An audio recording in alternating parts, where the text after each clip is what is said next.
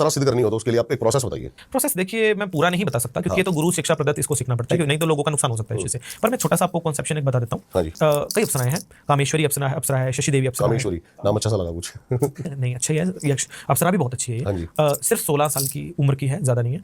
तो जैसा पता साधक का भाव होता है उसी प्रकार से शक्ति भी आकार और स्वरूप ले लेती है। शक्ति का कोई स्वरूप नहीं होता, अप्सराओं का भी कोई स्वरूप नहीं होता। अप्सराओं का ऐसा है कि मतलब अगर साधना करनी हो तो एकांतवास होना पहला तो बहुत जरूरी है साधक का, दूसरा उसका ब्रह्मचर्य के अंदर होना जरूरी है, तीसरा उसका नॉन वेज और शराब से दूर होना जरूरी है। जैसे अगर आप बोले कि मैं बलि के ऊपर बात करता हूं, लेकिन इस साधना में मैं बोलता हूं कि आपको नॉन वेज शराब के साथ साथ आपको पान भी छोड़ देना चाहिए, उड़द भी छोड़ देना चाहिए और अनार भी छोड़ देना चाहिए, क्योंकि ये सब तमस और रजस में आते हैं। अच्छा। हाँ जी। पान को तांबू फल बोला जाता है, तांबू फल होता है तामसिक फल, माने मांस शराब दोनों का खंड। उड़द को मांस भी कहा जाता है संस्कृत में। अगर उड़द खाया, उड़द की दाल खाया तो मांस खाया, बराबर एक है, क्योंकि संस्कृत में उड़द का मतलब मांस होता है, तो इसलिए मांस के बराबर मांस। तो ये भी जो है साधनों को खंडित कर देता है। अनार जो होता है, अनार को भी जो है रक्त के साथ जोड़ा जाता है। इसी के साथ जो बीट रूट होता है ये छोड़ देना पड़ता है, नींबू छोड़ देने पड़ते हैं, बहुत सारी चीजें होती है। ये सब तमस में आते हैं, तमस में भी आते हैं, रजस में भी आते हैं, साधनाओं के ऊपर आधारित है। मान लीजिए कि अगर तमस में कोई इसको लेगा तो तमस के रूप में इसको बोल सकते हैं, क्योंकि इनके मांस, जैसे हमने बोला कि नाम मिलते जुलते हैं इनके उन चीजों से, कि हम मैं मांस के बदले मांस देता हूँ तो वो मांस उड़दी तो है, आपने मांस बोला है तो इसको भी तो संस्कृत में मांस बोला जाता है, तो मैं तो मांस के बदले मांस दे रहा हूँ। तो शक्तियां उस चीज को स्वीकार करती हैं और मानती हैं जो सत्य है। तो इसलिए हर चीज का एक कॉन्सेप्शन ये होता है कि उस चीज को हाँ जी। मान लीजिए उसके बाद ब्रह्मचार्य का मतलब पालन करके उसके बाद इसका यंत्र बनता है पहले तो, क्योंकि यंत्र मंडल के अंदर ही जो है विराजमान होती है। जब तक किसी अक्षणी का शरीर ना हो तब तक वो काम कैसे करेगी, तो उसके लिए यंत्र मंडल का निर्माण करना पड़ेगा।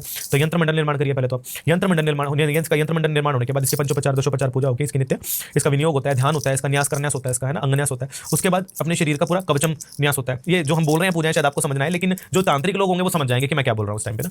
अंगन्यास होगा, करन्यास होगा, वरन्यास होगा, इसका है ना शिरोन्यास होगा, ऋषन्यास होगा इसका, और इसके साथ इसका योगिन्य न्यास होगा इसका। उसके बाद अप्सरा न्यास होगा इसका। अप्सरा न्यास भी होता है, न्यास एक पूजा का प्रोसेस होता है। तो न्यास करने के बाद फिर तर्पण होगा, जिस गुरु के अंतर्गत तुम ये चीज कर रहे हो, गुरु तर्पण होगा, ईश तर्पण होगा, अपना ईशान तर्पण होगा और क्षेत्रपाल तर्पण होगा। ये सब करने ताकि वो सब ताकि कंट्रोल में रहे वो। तो तर्पण होने के उपरांत, सब होने के उपरांत फिर जाकर के अपने आप को फिर से स्नान किया जाता है, कलश सिर पे रखा जाता है, इसके कलश की स्थापना की जाती है देवी के बराबर।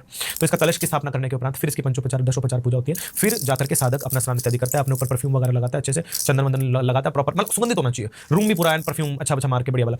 तो ये क्या होता है कि उस बढ़िया वाला। हाँ तो सच बात है, मतलब स्मेल नहीं होनी चाहिए किसी भी चीज़ की, ऐसा मतलब पूरा मतलब उसको महकना चाहिए उस जगह को, तो सफाई होनी चाहिए सबसे बड़ी बात, तो गंदगी नहीं होनी चाहिए उस रूम में।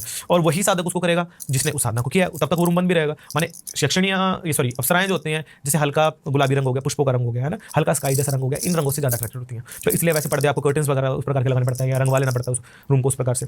बस उसके बाद यंत्र मंडल होता है, नित्य पूजा होता है उसका। नित्य पूजा में जो है इसकी जो है नित्य मालाएं होती हैं। कितने दिन में सिद्ध हो सकती है?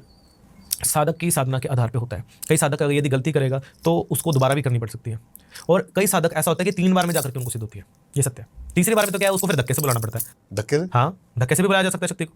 उसमें क्या, एक बार साधक अगर साधना करता है, ठीक है, शक्ति प्रकट नहीं हो रही है साधक के सामने, है ना, कोई बात नहीं, साधक बोलेगा चलो मेरी कोई गलती नहीं होगी, साधक फिर से उसकी साधना करेगा।